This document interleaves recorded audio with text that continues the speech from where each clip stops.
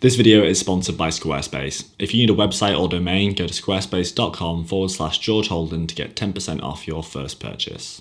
My biggest problem with fixed lens cameras is this. If any dust gets on the sensor, I can't clean it. But with an interchangeable lens camera, I can remove the lens and clean it like this.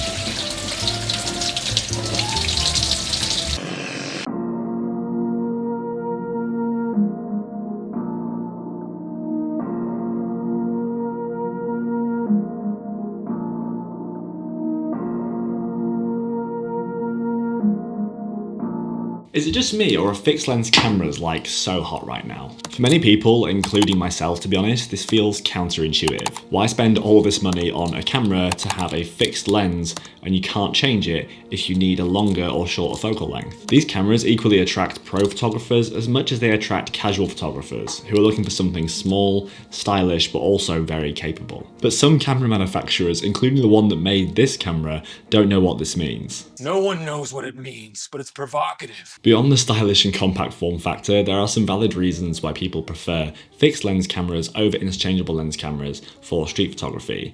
Just listen to this. Okay, now compare this to the shutter of an interchangeable lens camera with the same size sensor. Fixed lens cameras are simply very demure, very cutesy, very mindful. Okay, so why does this matter? Well, usually we have to choose between shooting with mechanical shutter or with an electronic shutter. Electronic shutters have the benefit of being completely silent, but they can also introduce rolling shutter when either you or your subject are moving too quickly. However, with this near silent fixed lens camera, we have the best of both worlds.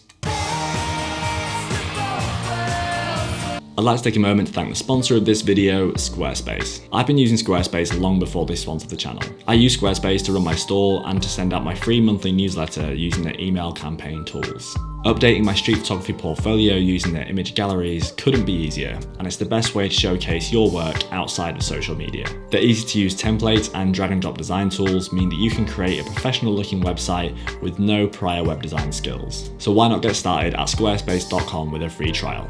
And when you're ready to launch, go to squarespace.com/GeorgeHolden to get 10% off your first purchase of a website or domain. The shutter that you find inside this fixed lens RX1 is actually known as a leaf shutter, and it's still a mechanical shutter like a focal plane shutter, but a leaf shutter is actually a series of blades that overlap very quietly inside the lens. And this gives the same advantages as a focal plane shutter, which is just one large curtain slapping up and down. But is that it? Is that the only reason why people would use a fixed lens camera over an interchangeable lens one?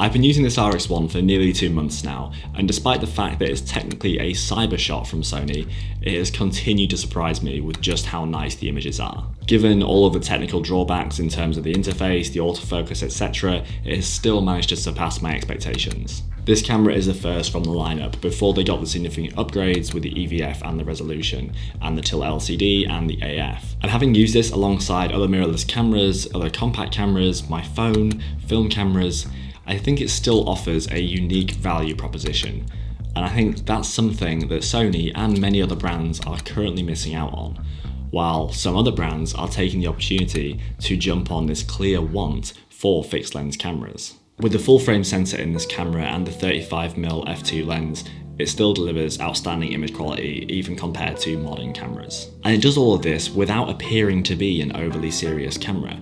I've had this in my sling bag, bringing it out, turning it on, setting the focus, taking a photo and putting it away, and no one even really takes notice of what you're doing. For me, for street photography, this is as close you can get to a no-fuss, full-frame, everyday carry. It's smaller than a Leica Q, it's a similar size to a Fuji X100, and it has a full-frame sensor with a Zeiss lens on the front. It's hard to hate it, but we seriously need to update it. If you were to browse the internet for the next few minutes looking for a premium fixed lens camera, it's likely this one wouldn't come up on your first search results.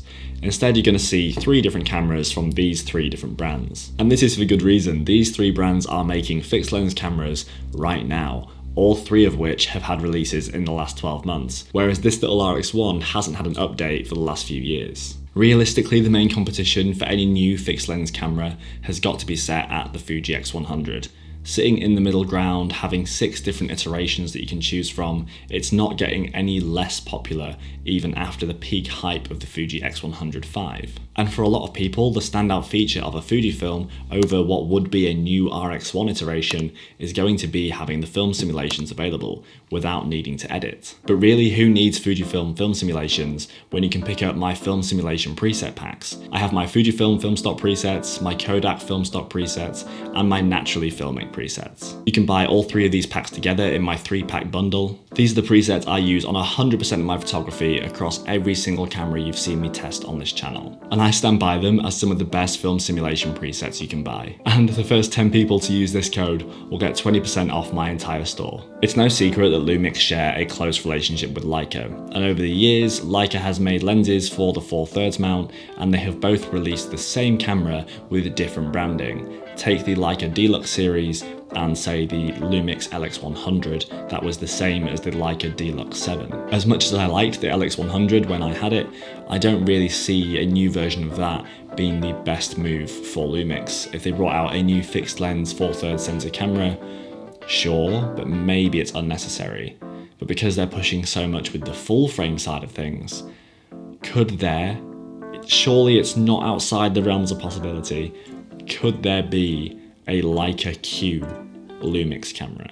I find this to be the most confusing, because Sony are no strangers to having several categories of cameras.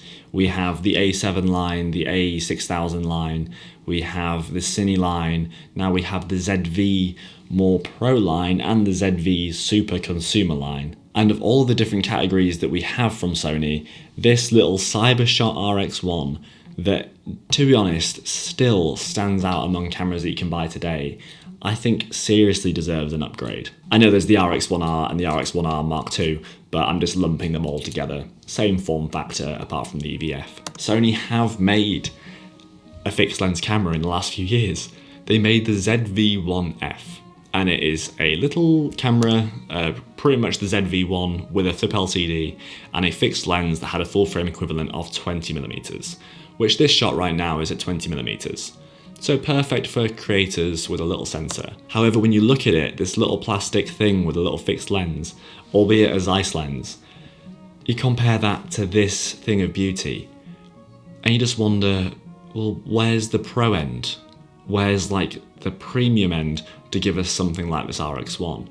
And sure, a new RX1 would not be affordable, but it would be gorgeous. It's the same as how Canon went from making this to making their new DSLRs.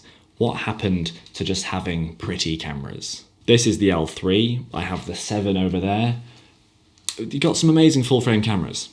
Imagine Canon, as they are now, software, whatever, chuck it in here, fixed lens, Canon 35 on the front.